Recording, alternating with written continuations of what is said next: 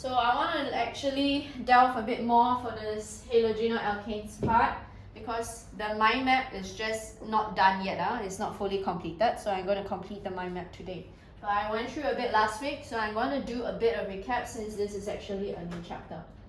So we start off with your this halogenoalkanes.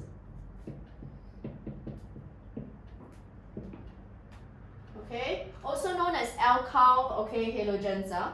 So again, for your this halogenoalkanes, what is so unique is that they have again carbon-carbon single bonds, but they are also attached with a particular halogen. For halogens, it can be all the way from fluoride all the way to iodide. Usually we are focused on Cl all the way to your this iodide. However, I say in your mind map, please take note, I'm not just going to go through the physical properties anymore. So physical properties you should know already. There's actually two major physical properties we need to focus on. If you want to compare halogenoalkanes with the counterpart alkanes, can you tell me, Rishika, do you think they are more soluble or less soluble in water? So I repeat, I'm just comparing with the counterpart alkanes. That means like chloroethane, if I want to compare with ethane, which one has more solubility or higher solubility? Chloroethane. I never say they are soluble in water, I just say they are more soluble. What's the reason? Remember this is under solubility. There's a template, right? So what do you always write? Energy. Because you want to dissolve, that means you want to form solute-solvent interactions, right?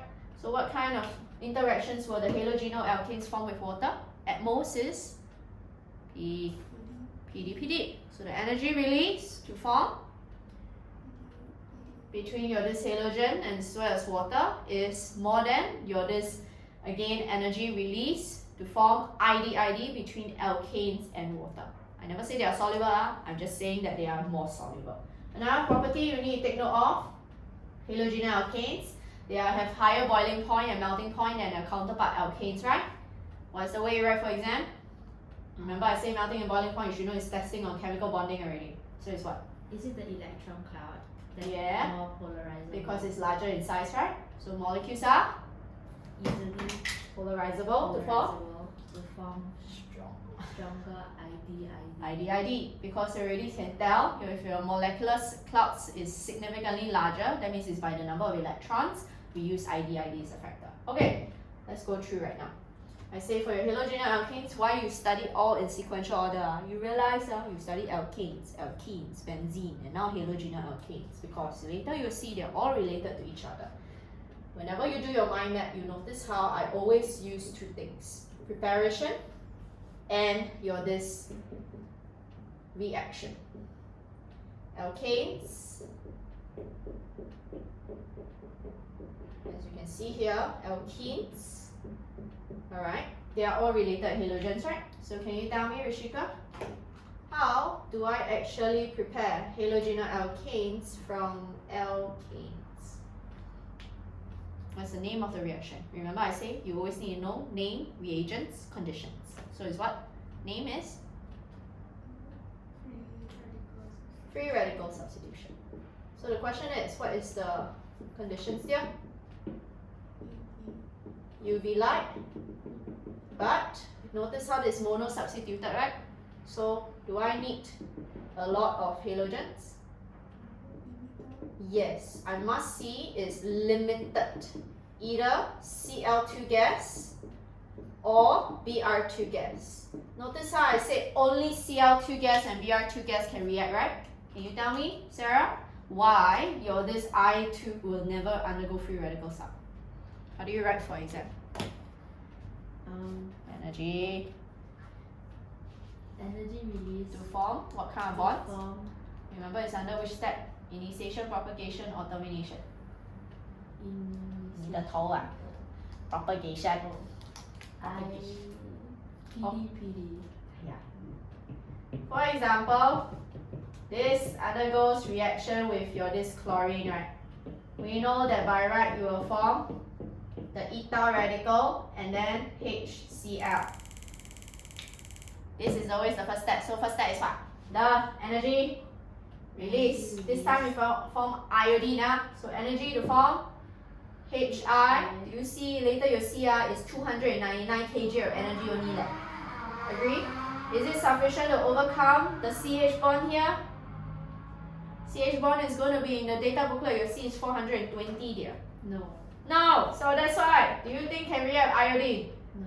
Cannot. Understand? That's why I need to point out. Only can react with chlorine and bromine only. Okay, now question Rishika, is this the only product form if you undergo free radical sub? Then yes. So I also can form HX as well. Okay, here. Okay, next one. I also can undergo here these alkenes can become halogenoalkanes. Sarah, what's the name for this reaction? Reduction. No. Elimination. Okay. Electrophilic what? Think about this. Each organic compound has your own mechanism. Substitution. 你的头啊, you always add to the carbon double bond. Addition. Yes. So electrophilic addition. Can you tell me what's the conditions for this electrophilic addition reaction? Hydrogen gas. No. Oh, hydrogen gas. Not done yet. Continue. Nickel. And yes. Is this the only product? No. Yes. Yes. Every single addition reaction, you only form one product. Can't you form alkanes? Which is, huh? Wait, do you say H2? Oh my god, my head. I want to form halogenoalkanes. Cl2. 你的头啊. HX. Oh. Okay, do you see HX? Do I need heat then? No. No, this one can even take place at RTP. You add one H, you add one X, okay? This one can react with hydrogen fluoride or not? Sarah? No. Can. Please take note. When I say X, right, only this one has conditions. But you can react with HF to HCl to HBr and then your HI. The question is, which one will have a faster rate of reaction, Rishika? Which one out of this one, which one is the fastest? HI, explain. Why am I testing you? This is what? Talking about intermolecular force of attraction or covalent bonds? 你的头啊? No hello, you draw between H and Br, all these lines right, purposely draw like that is what? Covalent bonds. Whenever you have covalent bonds, it's always based on what? Between orbitals. So, how come the overlap between orbitals seems to be less effective? Because? Sorry? No, hello. The question is, do you know it's the effectiveness of overlap that will affect your bond length? Less effective it is, longer the bond length. But do you know what is it got to do? Why the orbital overlap is less effective, Sarah? Is it because Of the electron cloud size molecular size. What happens to molecular size? increases? Yes. Oh, sorry, I never draw this. So it actually increases. So, question is, you think about this. You want to overlap, right? Atomic size increases down the halogens, okay, across the halogens. Effectiveness of overlap is going to be less effective or decreases. So this causes bond length to increase. When bond length increase, what does this mean? More energy or less energy needed to break bonds? Huh? Bond length increase. You think about a whole chop, huh? Decrease. So which one is the easiest to break the bonds? HI. That's why the reaction is the fastest. Understand? Okay, don't forget this has got to do with this. Speaking of which, since we did alkanes and alkenes before, I said if you have forward, you will also have backward reaction. So let's see whether you know your backward reaction. From here to go backward to here. What is the name of this reaction, Sarah? This is under your alkanes. Reduction. What is the conditions there? Dilute hydrochloric acid And zinc. yes. And Heat. yes.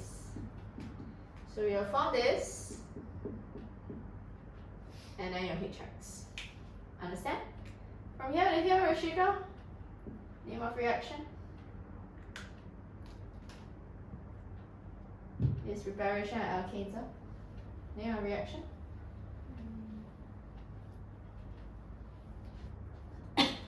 Yeah. It's like E. E. Li. Yes. Can you give me the conditions? What's the conditions? Must know very well. I already say this is the year you all must remember, know and know this very well at the back of your hand. So it's what? Keyword. And a base or alkaline is called? Hey, you know your typical alkaline or not? What's our alkaline? Oh. Sorry? So it's what? Sodium? Hydroxide? Is it aqueous? Or in organic solvent? Your head, which one? You not to which one? Aqueous your head. Organic solvent. I say already, if it aqueous, this one will undergo and form another product, which is what? You let you see. You use NaOH aqueous, you'll form another product called what? Cannot find. Alcohol. You see? You write NaOH aqueous? Okay. Byproduct HX. So I also say, right, alcohol, now you learn, is also another compound that can form halogenoalkanes.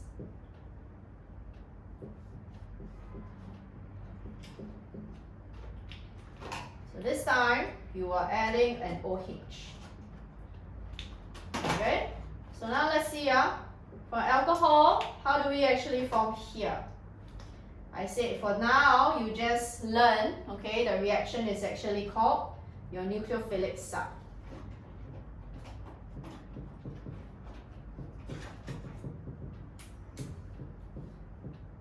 But I say for this nucleophilic substitution reaction, there are 3 possible ones for you to know, right? I want all my students to know the 3 possible reagents to form here. First one is called what, Sarah? Must write this. Anhydrous. Must use the word anhydrous, which means absence of water, and PCl3. Or I said in this case, it's like PX because it's X, right? So example can be PCl3. If this is actually the product, I said it's good to know the products, right? The byproducts, right? So Sarah, what is it? H3PO4. Pure 3. Yeah, no shit. I already write down already. Second one is what? Rishika. Correct. Anhydrous, PX5. And I said example is like PCl5. If this is the one, Rishika, can you tell me what will be the byproduct? PO and that is in gaseous state. I need you all to take note that this appear as white fumes. Okay? Next one, Sarah, what's the third possible one? SOX2. So SOX2. Example, SOCl2. Okay, byproduct will be what, dear? SO2 gas. And? HCl gas. Yes, that's why this one always gives you the highest yield. Because every byproduct is gaseous state. But let's see if whether you know your syllabus. We also know, so far, this is the one we learned so far, right? But do you agree they also can relate to each other? Oh, tell me the one in purple, Rishika. Sorry? Cracking? Sure, cracking can actually form your these alkenes, alright? So, she's right. When you undergo your this cracking, what is going to be your this catalyst?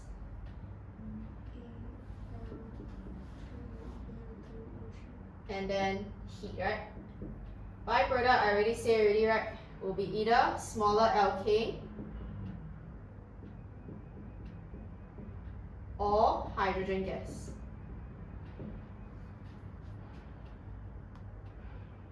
Okay?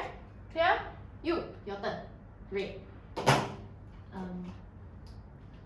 Alkanes only undergo what? Electrophilic What? addition. Yeah, always the same thing. Electrophilic addition. So for this electrophilic addition, what's the condition? Then it's the one that you're saying. H2 Gas, then and and heat. S. Okay. Is there any byproduct? No. No. Next one. From here, also can become here, right? Rishika, what is the name?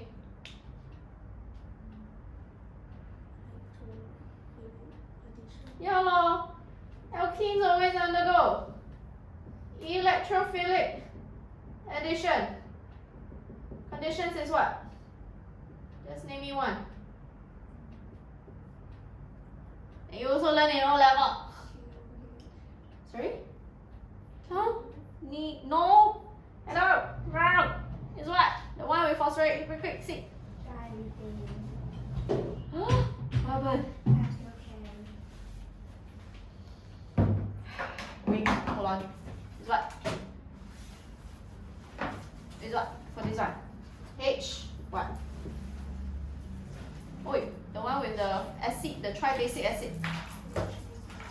H3, PO4 equals, and then what? Temperature is what? Sorry? No, 300 degrees Celsius. Pressure is 65 atm. The second one is what? In this case, is your concentrated sulfuric acid. First is cold, and then you say followed by boiling.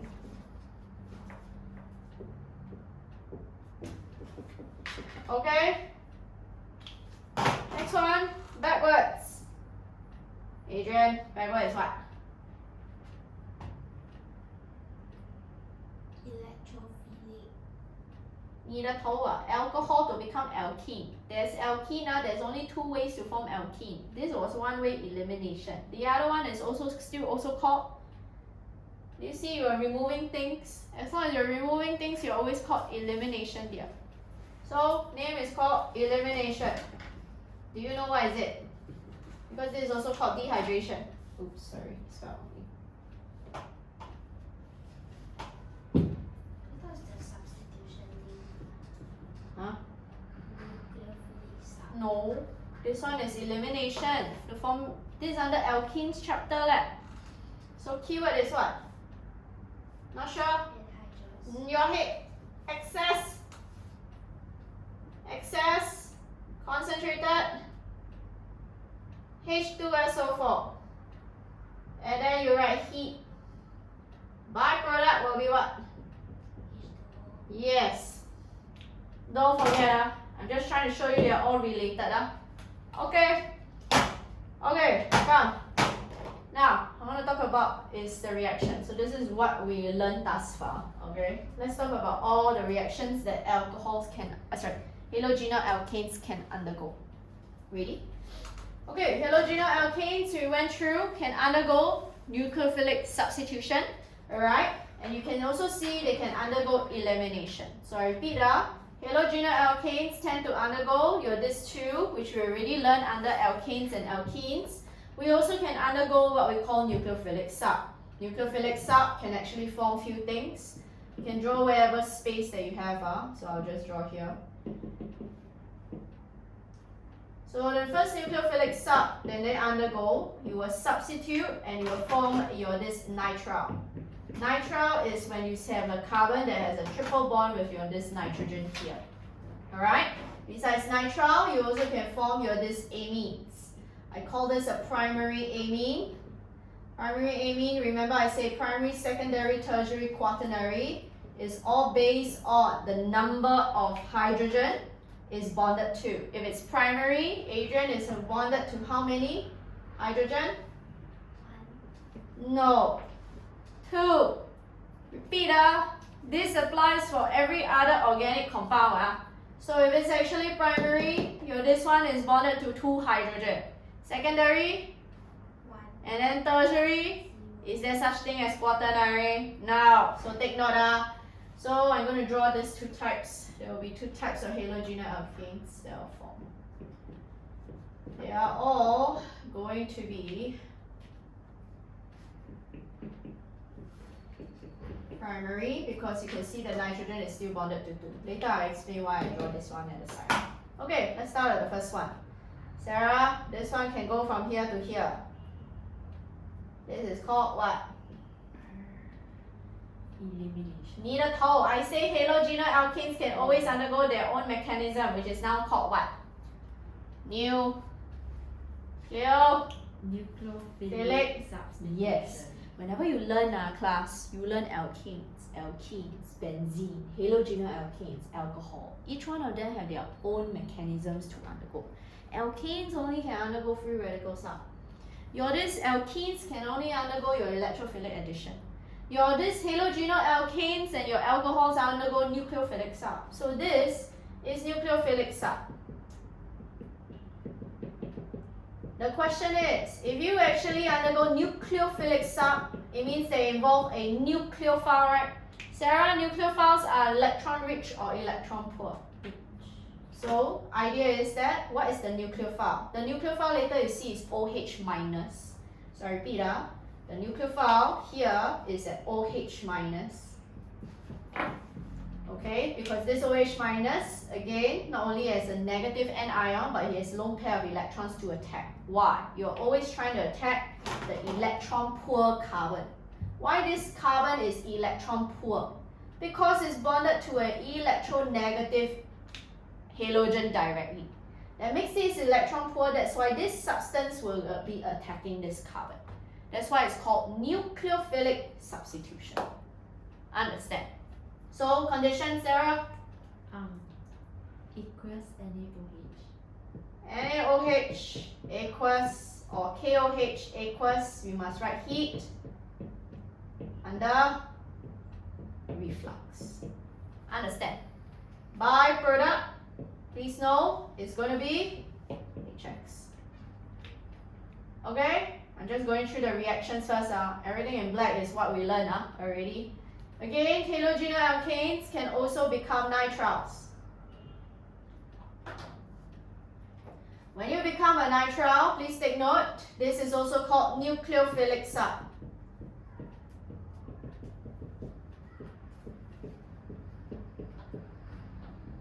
In this nucleophilic substitution, can you tell me what's the conditions there? Ethanolic KCN. And then you write heat under reflux. Byproduct, okay, is your halide. Just write halide. Okay, sorry about that. Now, so that's why, right, what is actually the nucleophile this time? The nucleophile is Cn minus. Okay, you're this one, you have lone pair of electrons that can actually attack again the carbon poor or electron poor carbon. You understand? Okay, last one, what can we also undergo? Last nucleophilic sub is to form your this amine. In this nucleophilic substitution reactions,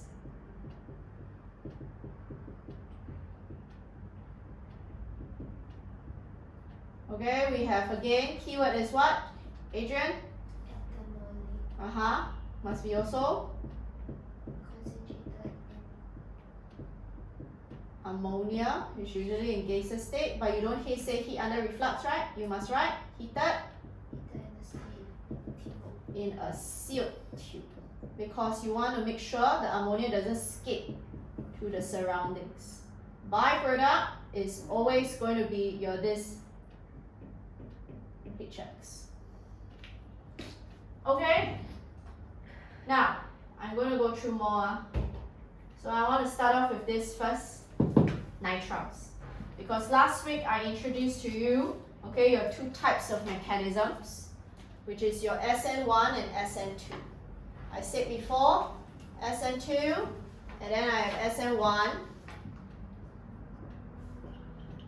SN2 mechanisms is always how many steps, Adrian? One single step. Means you only have one EA value.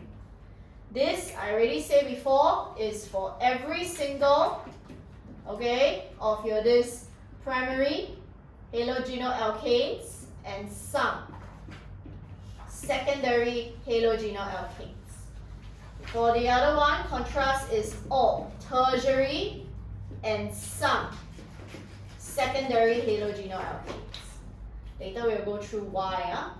So this is a two-step mechanism.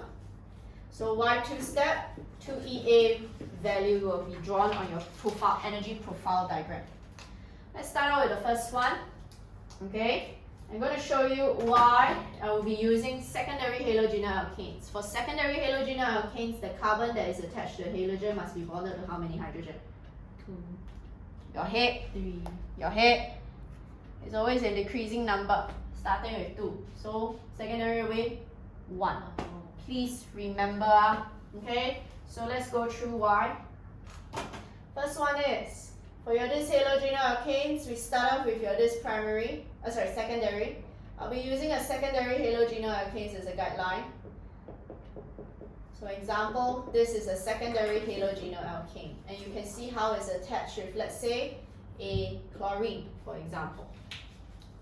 I will draw the same exact halogenoalkanes.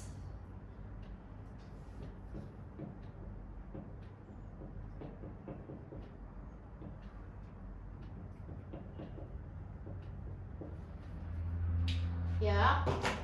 Okay, let's talk about the mechanism first. First of all, let's say if it's SN2. SN2 is only one single step. One of the things that I mentioned you always have to draw, you must show me how this carbon is electron poor. Everything in red, what I draw is, I said already, is a must-have. So this chlorine is electron rich, is because it's electronegative. You must show me the arrow because it's more drawn towards the chlorine. Agree? Next thing is, you must show me how you attack, right? So I'll be using CN as a guideline because I want to use this one. So I say CN is a nucleophile because it's electron rich and it has lone pair of electrons to attack. You must show me that lone pair of electrons in red here. And I say arrow in which it points, it always must be from the electron rich to the electron poor. You must always show me the arrow that will target the carbon. For SN2 must be always at the position where it's directly opposite to the electronegative halogen, where your dipole moment is present. So after which, next thing, we have your intermediate, right? So I already have a CN that will be attached. They will form the dative bond that you see here.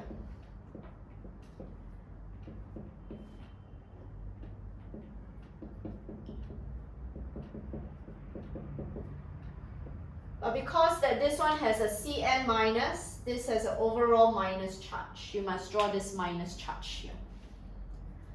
There is no fast or slow step because it's just one single step.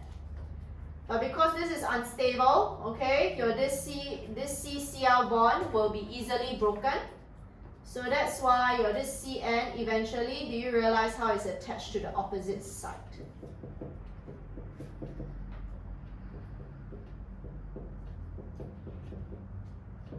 And then you have your this Cl minus here. Question is, will this exhibit optical activity? Rishika? What's the conditions for optical activity? Chirocarbon and no plane of. That means I cannot draw a line to say they are symmetrical, right?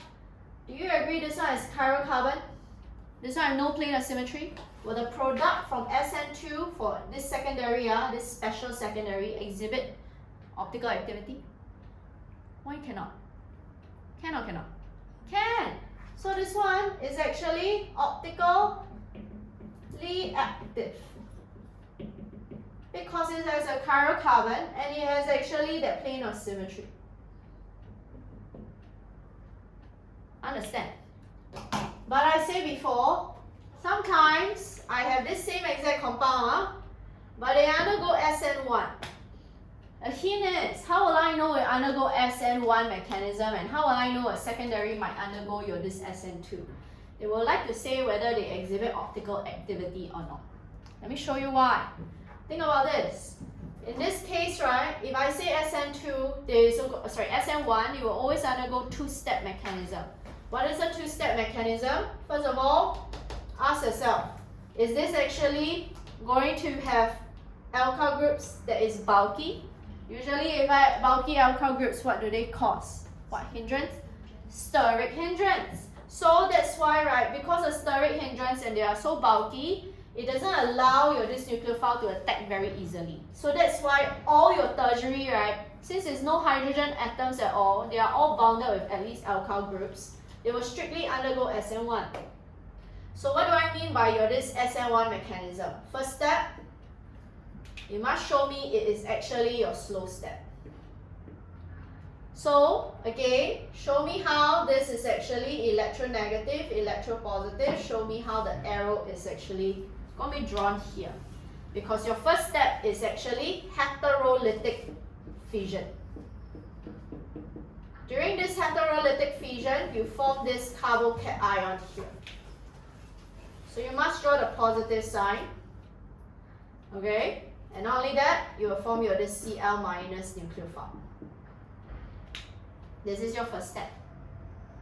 Second step, you know what? I'll just draw here.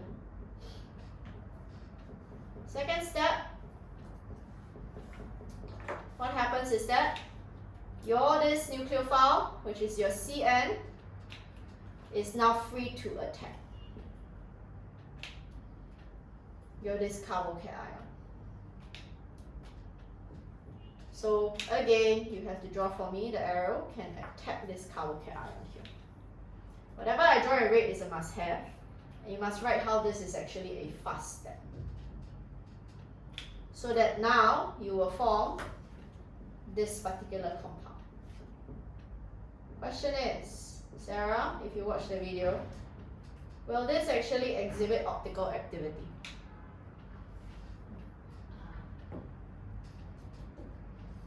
No. Why? There's a reason. This compound, there will be two forms. There is no optical activity. Why? Why no optical activity? Even though you have presence of chiral carbon, which is here. This chiral carbon by right should have, right? Also no plane of symmetry, right? So why no optical activity? Because it's like one plane. So look at this. This carbocation here is what shape around that particular carbon. How many bonds you see there? 3. So it's what shape? Because there's no other lone pair. Trigonal planar. Yes. This is trigonal planar in shape. Okay. Let's ask. 1, 2, now tell me. First one, can you tell me? Rishika, I have here, they say here has no optical activity, right? I gave the standard answer how we actually write why this one has no optical activity, right? First one is what? This is a carbocation is a what shape? So this is the nucleophile, right? Nucleophile can attack because the trigonal planar is linear, right? So attack the top at equal proportion or equal probability. What's the probability of attacking the top?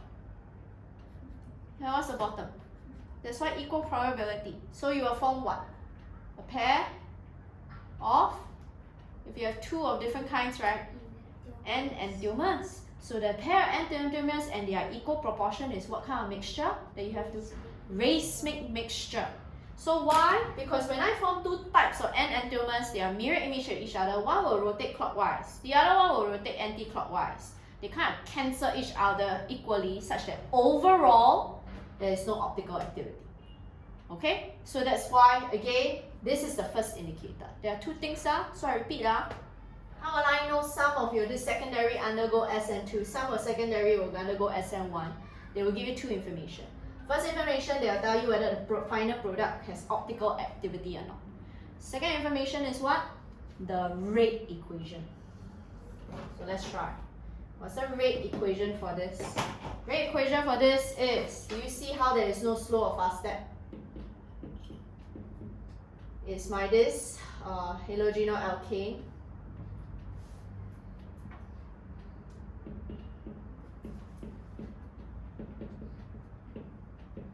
And your nucleophile. You realize your halogenoalkane and nucleophile are both part of your rate equation because they are part of the single step. And you know that every time rate equation you include reactants only, right? And then this one will be what? Do you see this slow step? So rate equation will be what?